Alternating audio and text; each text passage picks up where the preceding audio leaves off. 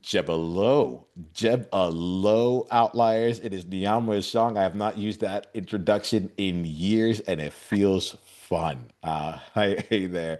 I'm glad that you're here for this Outliers Edge roundtable, and we have none other than Liz Hunt, who is bringing her experience in the world to continue to elevate how we think about things, but not just in like the way that most people look at it, but from a side of creation that like that just unlocks us. And so, Liz, I'm very, very grateful for you being here. It's nice getting to know you, and I'm excited for our outliers to get to know you as well. Thanks for being here. Yeah. Yeah, of course. I'm really happy that I was able to. Thank Yeah. you. Yeah. So like Liz, let's give outliers a chance to get to know you. The question I like to ask is let us know more about you and the game you are playing. Yeah. So I have been running my own branding and creative agency for the last 14 years. And through all of that, I've been managing so many creative people through all that, whether it's been my own employees who've been creatives or, contractors, and just working with so many different types of creatives, and everyone from photographers to designers to illustrators to copywriters to, fine artists and everyone and everything in between. And one of the things that I've learned over the years is that every type of creative needs their own type of manager. They all have their specific nuances that is required in order to help manage them to perform their best. And there's not a ton of information out there about managing creatives. And I'm a creative myself. And, the way that I grew up, I always felt like such a misfit. I always felt like everyone around me ended up going into like the healthcare industry. And so even just growing up, I always felt like such a where even am I? Like I just never really fit in anywhere. And when I finally landed in the creative world, I finally felt like I like found my people, and but even still showing up every day at a creative job prior to owning my own company, I knew that having a manager who was also creative was a pretty difficult task. And to be honest, I rarely had a good manager when I was an employee. Now, also, creatives are not often great employees. So, and so there's always kind of this like give and take when it comes to creatives and managing creatives. And so there's always kind of this like fluid game that you play. And so over the last 14 years of managing creatives, I've learned a few tricks of the trade.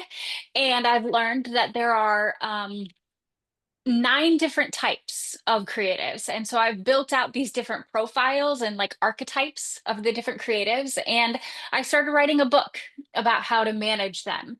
I've dubbed it the Creative Index because as all good personality types need a name and a title.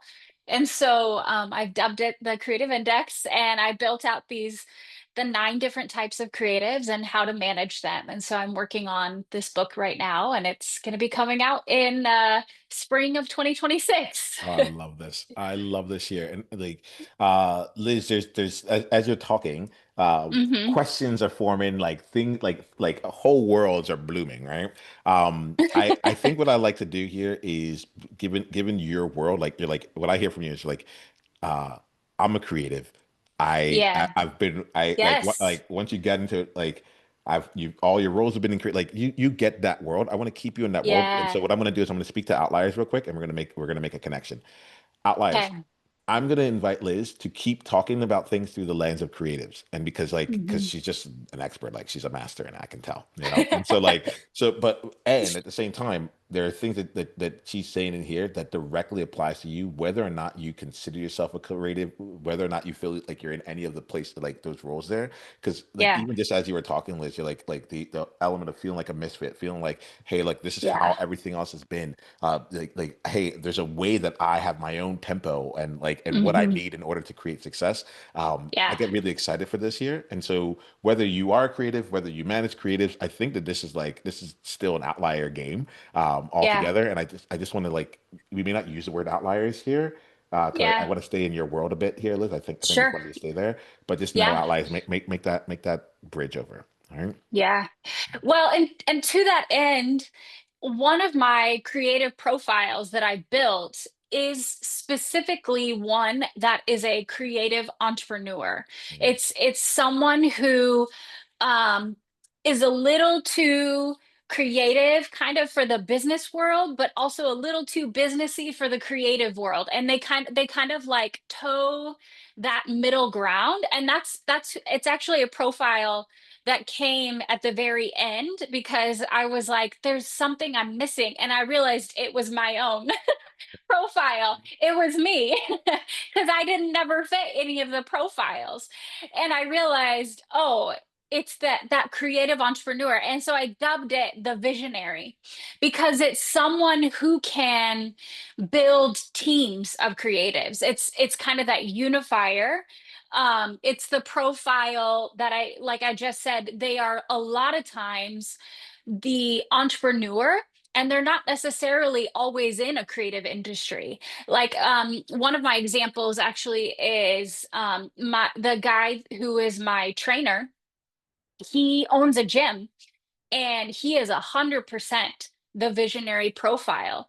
And he doesn't have a creative job. He owns a gym, but he is absolutely this visionary profile because everything he does is to perfection. And he is this he has a vision and it's so specific to every part of his business that he wants to accomplish, and his brand is very intentional.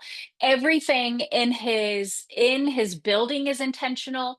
You know, everything about that what he does is so specific to his vision that I'm like, that is his profile to a T. And the other thing about this visionary profile that I've noticed, according to me and according to my friend Dave, is the gym owner, is that we're probably some of the most perfectionistic people ever. Probably the most perfectionistic creatives out there because it's like we see the vision that needs to happen and we cannot rest until that vision is accomplished. And so that's just like a little bit of a taste yeah. of like one of the profiles. And that one is easy to talk about because especially on a podcast like this, because it matches with so many like entrepreneur types Mhm. specifically. So it's Mhm. a good example for this type of thing. Oh yeah, man. As you were talking, the two things that were going on was like, count it, like that's me, gotcha, right?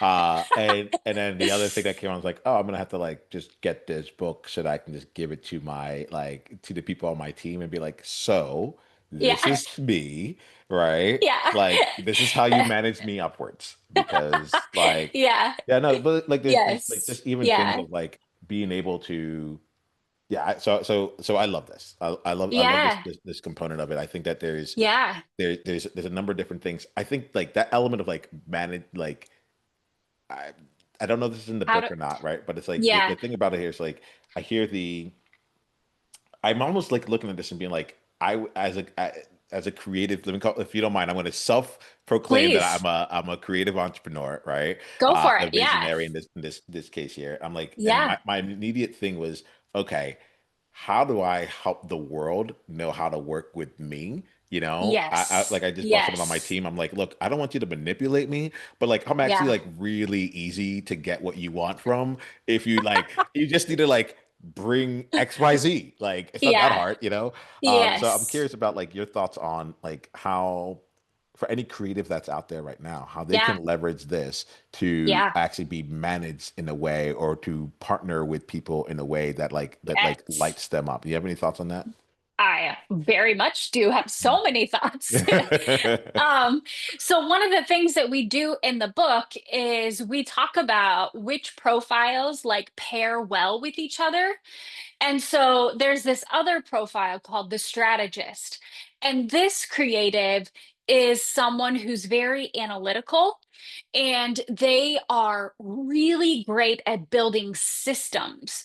And it's almost like they can build an entire architecture of something and they can build it out. And so the visionary creative works really, really well with a strategist creative because the visionary is like, okay, we need to get from here to here.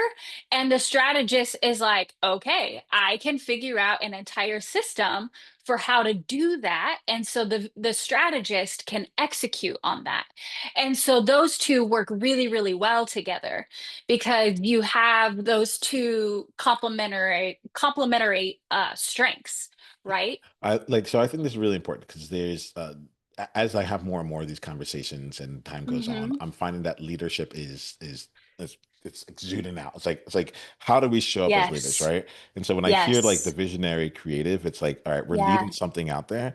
And at the Yeah. same time, I'll speak for myself here. Like there's a lot of times where I feel like I'm dropping the ball, I'm failing, or Yeah. and I'm spending a lot of my effort and time Yeah. trying to do two things. One, like trying to basically be like no one really understands the vision, like no one really gets it, so I think I have to think of every Yes. single permutation that there is, Yeah. and then it's like, but I'm also not the best executor. I execute in my own way, but like Yes.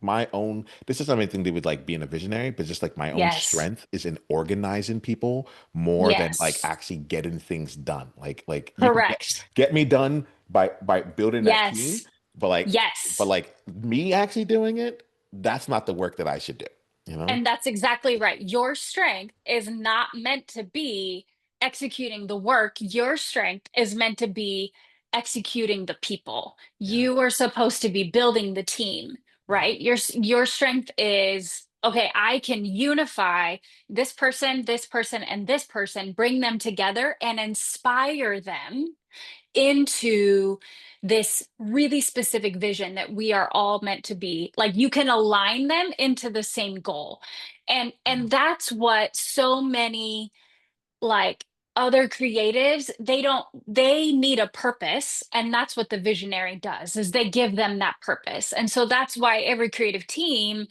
needs that visionary creative at the helm, right? Yeah, this And is so it's kind mhm, of fun for me as you're talking about this, Liz. Just so you know, on mhm. my end of this year, this is why I'm excited for the book to come out. Like I'm glad we're talking. Yeah, yeah, I'm excited by this because right now, as you're talking, I'm actually hearing what you're saying through the lens of this platform of the Outliers Edge movement overall, right? yeah, Because yeah, it's like as much as we were talking about it from like the managing component and like within an yeah, organization, like yeah, it's still the same. Like my outliers, yeah, I'm not managing any of them, right? But at the same yeah, time, like I'm still setting the vision. I'm still creating. I'm still trying to right. like assembling. And we have like our guild where people Yeah, come in and they work and they get uplifted. And it's like yeah, it's constantly reinforcing that. And so there's yes, something here that like I can't help but do this no matter like yes, I'm only ever arranging people. yeah, I'm only ever yeah, I love that word unifying, by the way. I think yeah, that's a really like it's a wonderful word right now. yeah, So like yeah, yeah, I'm only ever unifying people toward mhm. that the common goals, you know? Yes, yes, Yeah. yes.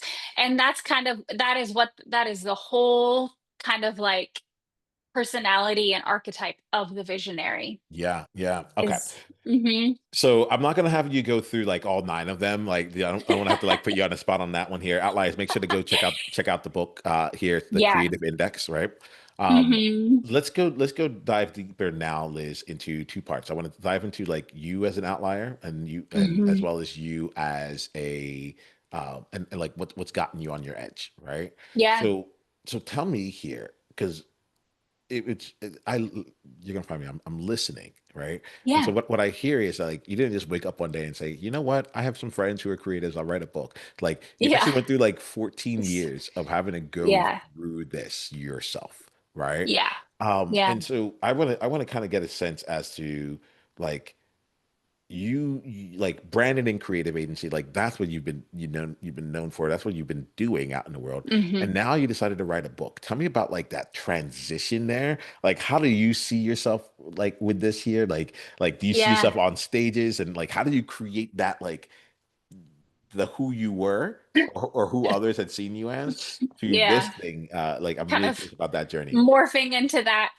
Yeah. Well, I, I see my life in like specific chapters, Okay. Yep. right? And one of the early chapters was in college, and I believe in constantly reinventing yourself Mm, and constantly growing. mm, And when I was in college, one of my first jobs was actually at a management consulting company. mhm. Um, and it's where I learned a ton about good management practices. It was Gallup. So they are Oh, cool. headquartered, yeah, they are Yeah. headquartered here in I'm my such like hometown. a corporate geek. I'm like Gallup, what? I know.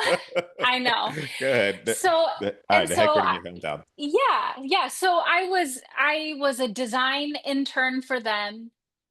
And like I said, they're here. And so I even have tons of friends that have worked, you know, decades for them, right? And Yeah, so they're kind of very popular here. And so yeah, their science is very popular. And so um, I just being around it, being in right, the environment, you end up learning a lot yeah, about how to manage people and how to manage people well.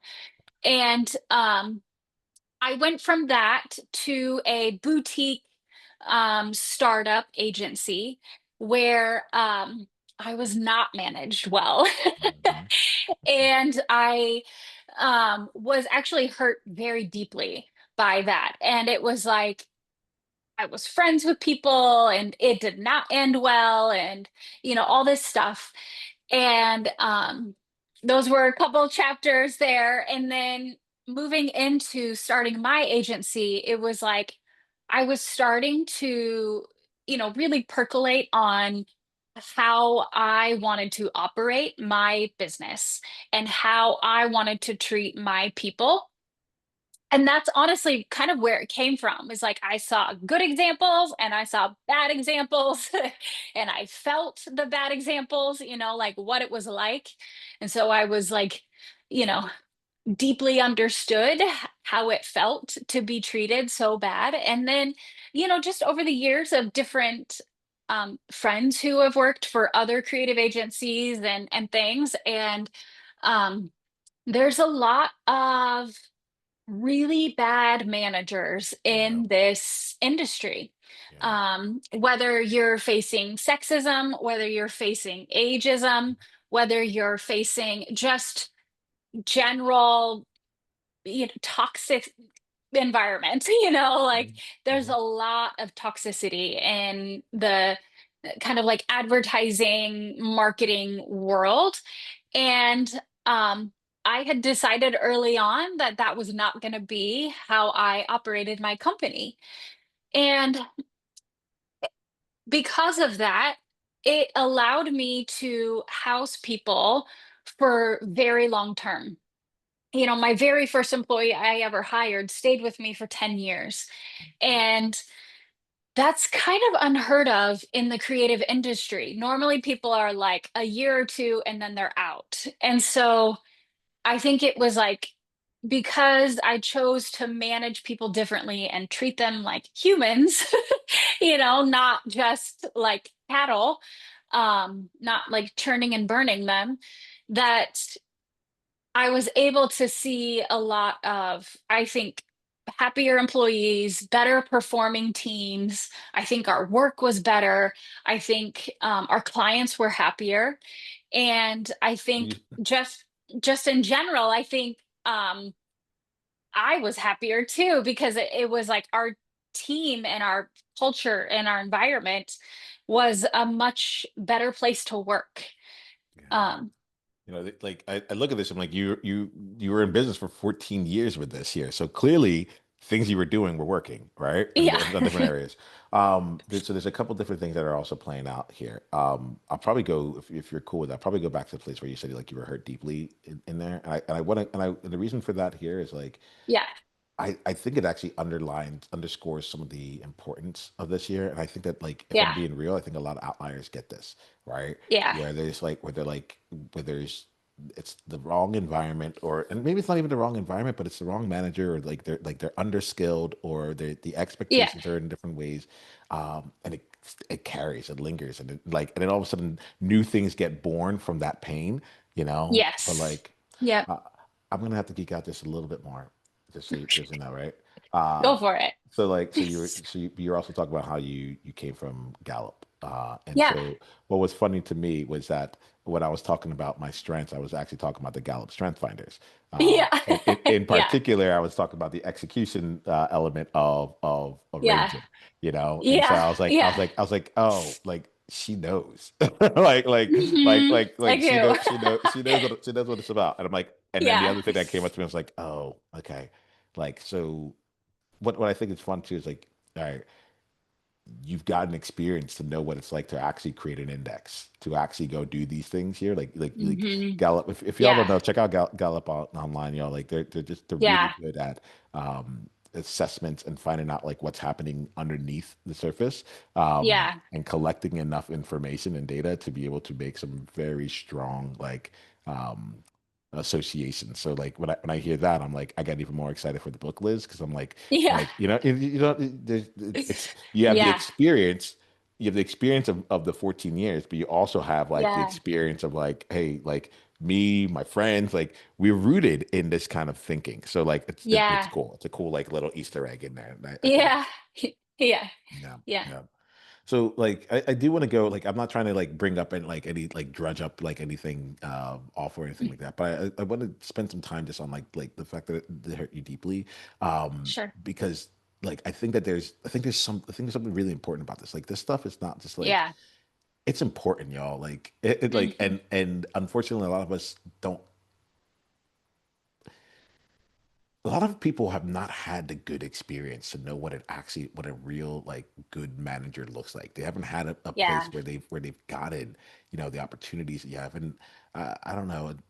I think what's coming to me is I'm thinking about someone in particular who is a creative, and hmm, was working in a creative organization and just had a yeah, manager that honestly it took her years to like rebuild a part of her confidence, you know?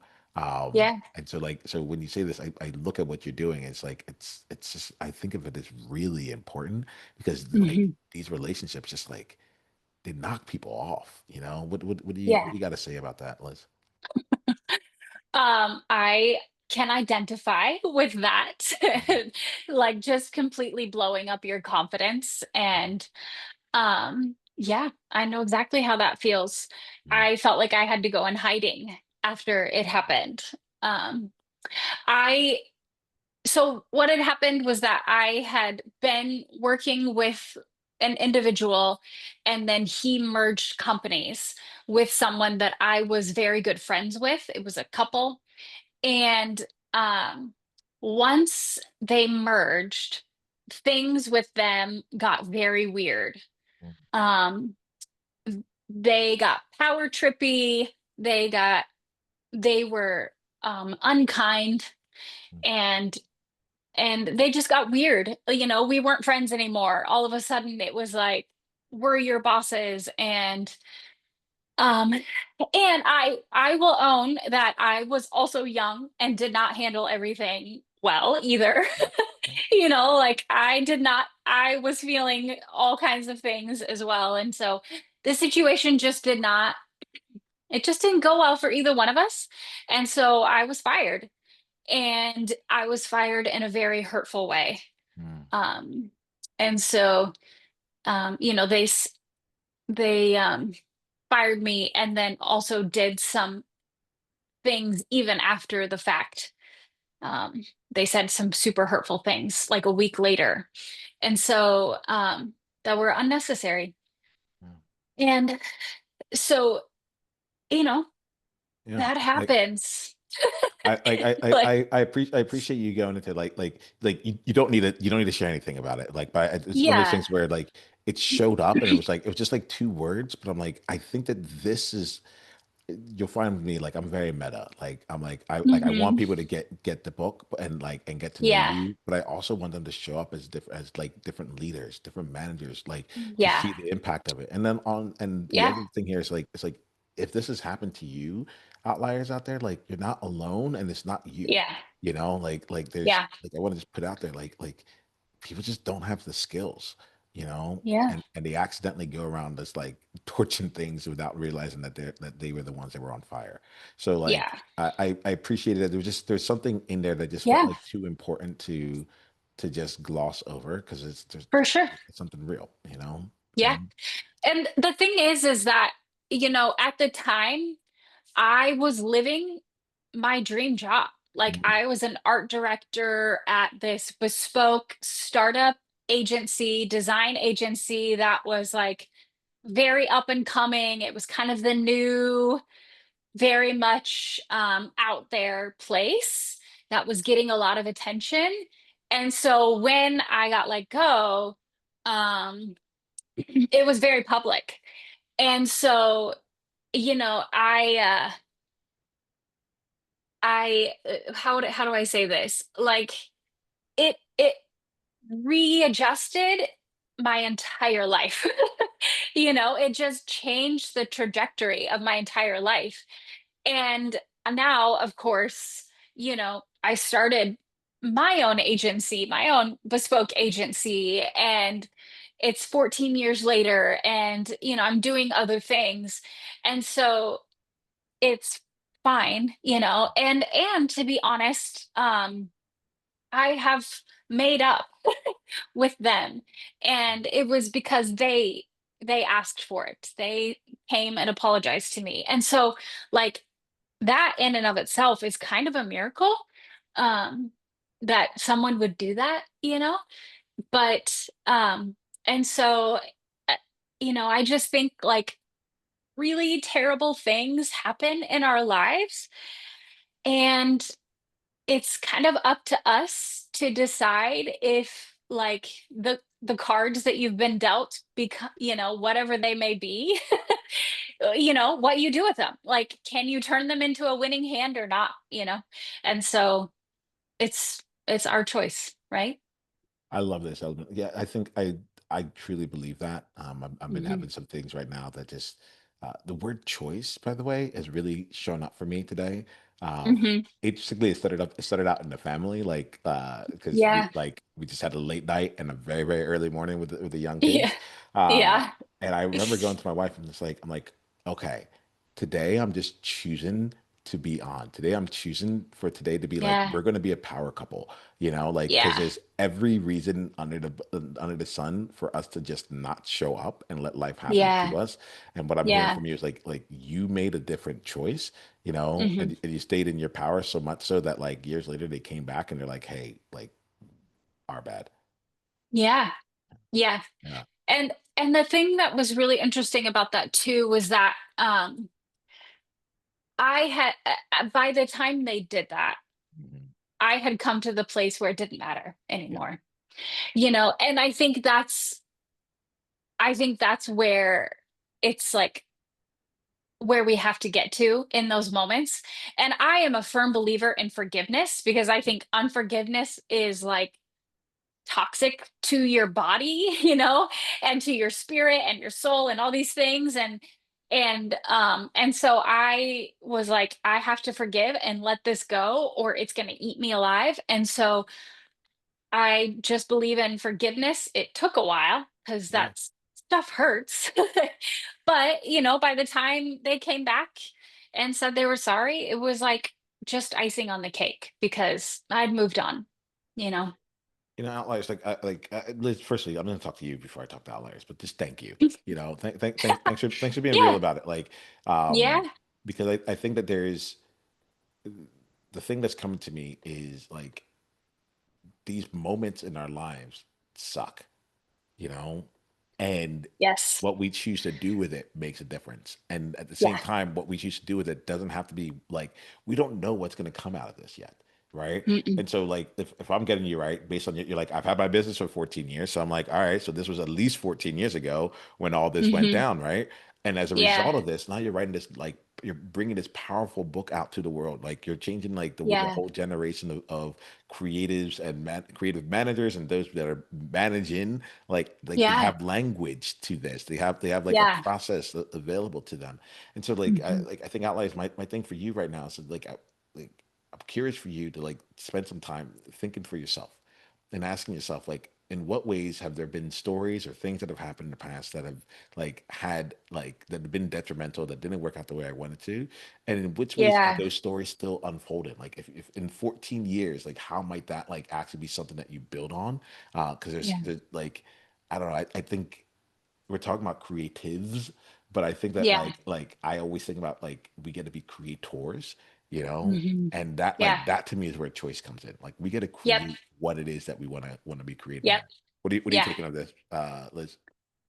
I love it. I think you're totally right. And like our story, we get to write our own story. And like, I think that is what it's exactly what you're saying. Like we get to choose what that story is. And to me, it was more important that I let go of the bad stuff and move on and make the choice to like create something good out of it. And just, let it go. Nice, nice. So there's Yeah. I want to like kind of like look out here into like the new trajectory of where things are going, right? Yeah. And then we're gonna start wrapping up the conversation. But uh Great. there's a component of this here where like you were taking us through the various chapters, right? Hmm. And I know that we're about to come onto like this epic saga of this next chapter here. Tell us about like what have you found to be the most what are you most excited about, and what's been the most Hmm. challenging part of this chapter so far?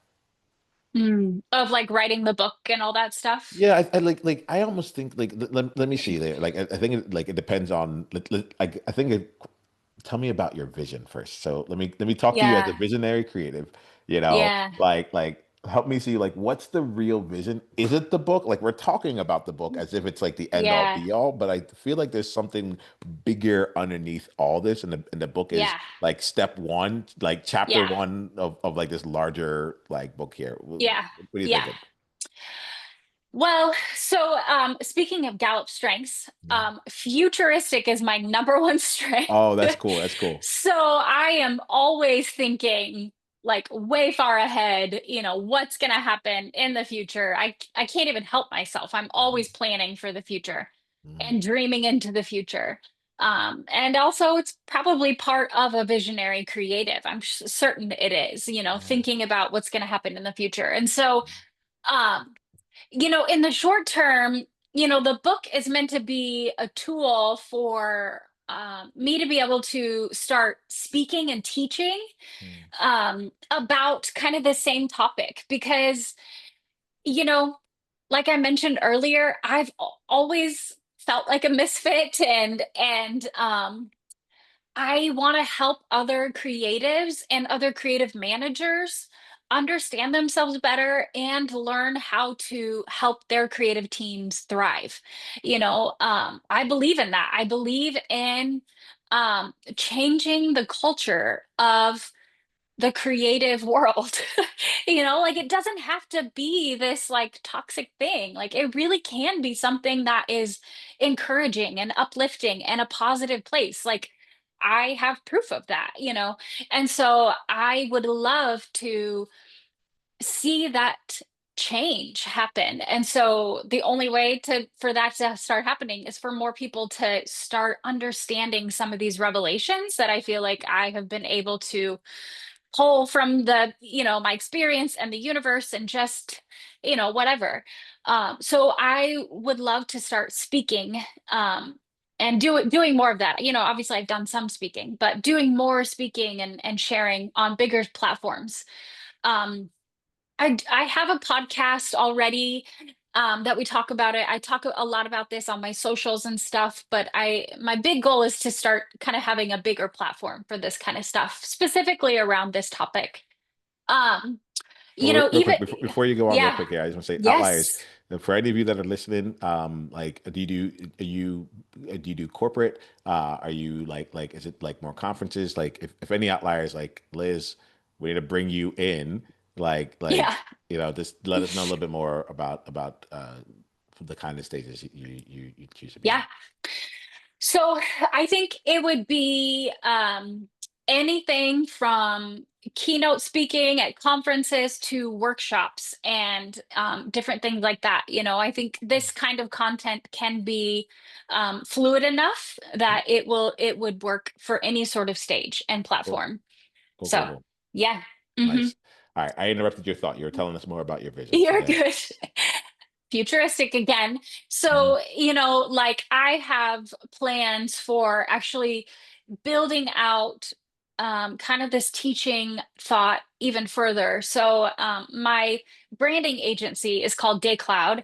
And so I want to build out a Day Cloud Academy where we have online courses and virtual courses that are more accessible and less just about me talking about this one specific topic, but where we can go through and share some of the other things that we've learned. Because, one of the things that we do at my agency really, really well is branding. And, I've gotten lots of feedback that our branding agency is one of the top tier ones, and we have some of the best processes for our clients. And so that's something that I want to share with other agencies. And I'm not one to what's that word where you gatekeep. I'm not one to like Yeah. gatekeep what I've learned, and so I'm like, I want to share everything. And Yeah. my dad's a teacher, so I think I just have the bug a little. And so yeah, and so I want to build out an academy and someday even have conferences where I can have people come and just talk about the creative industry and share and do all kinds of stuff. So, This is cool. okay. This is like Mhm. when I say that, I really do mean it. When I because like I bring people on who have movements, Yeah. and it's hard. Yeah. It's like I'm trying to find like this is like my visionary in here, my creative. Like I don't know what this Yeah. is called. I'm like, what happens when you have a business and underneath that business is an actual purpose, and that purpose Yeah. continues to expand, and you're like you Yeah. choose like what I hear is like it's like you have like your business is one of the top tier branding like creative agencies out there, like Yeah. like in terms of clients, you're good, but like now you're getting a chance to go and spread more. Like you have Hmm. your culture, you have what's going on within it, and now you get a chance to even say Yeah. like, hey, now I can influence others to have Hmm. like their version of like what makes this work, and Yeah. they don't have to go spend 14 years to figure out how to get it. We can start out Yeah. from there. Yes. You know, uh, Yes. I get really excited Yeah. about because this is I was just having a conversation with some of my peers around like, okay, even with what I do with Outliers Edge, like I'm like, oh, is it time to like I talked to a lot of business owners. I'm like, so it ends up being more in that space. But I'm like, this might just be like an actual go out in the world and own like helping people be their outlier. There's some business elements to Yeah. it, but like Yeah. go to the core of what is actually the vision, what is actually underneath all Yeah. this. And when I hear you Yeah. speak, I hear you championing like incredible management in the creative space. You're like, this is what it's Yeah. like let us create the most amazing careers, the most amazing organizations for Yeah. creatives and have this whole thing just get elevated. And like you're Yes. holding nothing back. You're not gatekeeping in Yeah. order to get there. Does that For feel aligned? sure. Like as I say that out there, or am I just Oh, making that whole yeah. thing up? No, you're totally spot on. Yeah. And yeah, absolutely. I Yeah. love it. Yeah. Hmm. Well, keep letting us know how we can support that journey here. Yeah.